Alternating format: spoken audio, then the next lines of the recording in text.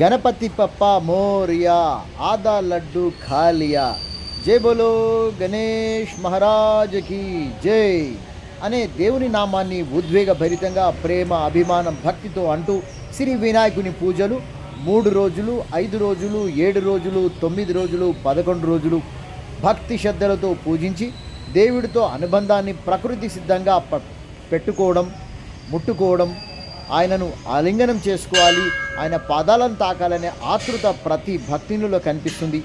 శ్రీ గణపతి రూపాన్ని తయారు చేసి ప్రకృతిలోని 21 రకాల ఆకులు, మొక్కలు, కొమ్మలు, గరిక, ఫలాలు, కుడుములు, ఉండ్రాళ్ళు ఆయనకు నివేదించి మంగళ హారతులిచ్చి దైవానుగ్రహం పొందేందుకు భాద్రపద శుక్ల చవితి పూజలు నిర్వహించే సంస్కృతి అనాదిగా భారతీయ హిందూ సమాజంలో వేల సంవత్సరాలుగా వస్తున్న విషయం తెలిసిందే.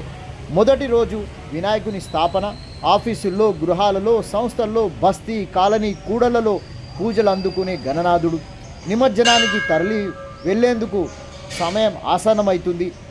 పెద్ద చిన్న బాధతో భక్తితో శ్రీ గణపతి ఉద్వాసన జరిపి మేళతాళాలతో, బాజా భజంత్రీలతో నృత్యాలు చేస్తూ దారిలో కలుస్తున్న భక్తులందరికీ గణపతి పప్ప మోరియా అంటూ ఒకరికొకరు చెప్పుకుంటూ నిమజ్జనాన ప్రస్థానానికి చెరువు అవుతుంటారు.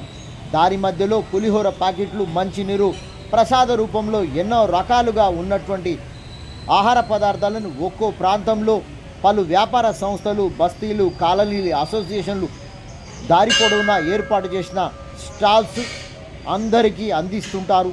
నిమజ్జనానికి తరలి వెళ్ళే శ్రీ గణేషుని పరివారానికి, సభ్యులకు పుణ్యం దక్కించుకోవాలని, పుణ్యఫలాలు పొందేందుకు తహతలాడుతూ అందరికీ ఆహార పొట్లాలు, మంచినీరు అందించేది ఈ పరిస్థితి రోడ్డు పొడవునా ఇరుపక్కల కనిపిస్తూ ఉంటుంది.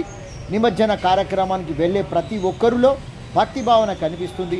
ఇళ్లలో స్థాపన చేసిన శ్రీ గణేషుని విగ్రహాలను స్థానిక గణేష మండపాలలో, స్థానికంగా ఏర్పాటు చేసిన గుడులలో ఉన్న శ్రీ గణేషుని విగ్రహం దగ్గర పెద్ద వినాయక ప్రతిమ పక్కన తోడుగా చిన్న ప్రతిమలు, వినాయకులు నిమజ్జనానికి తరలి వెళ్ళడం జరుగుతుంది.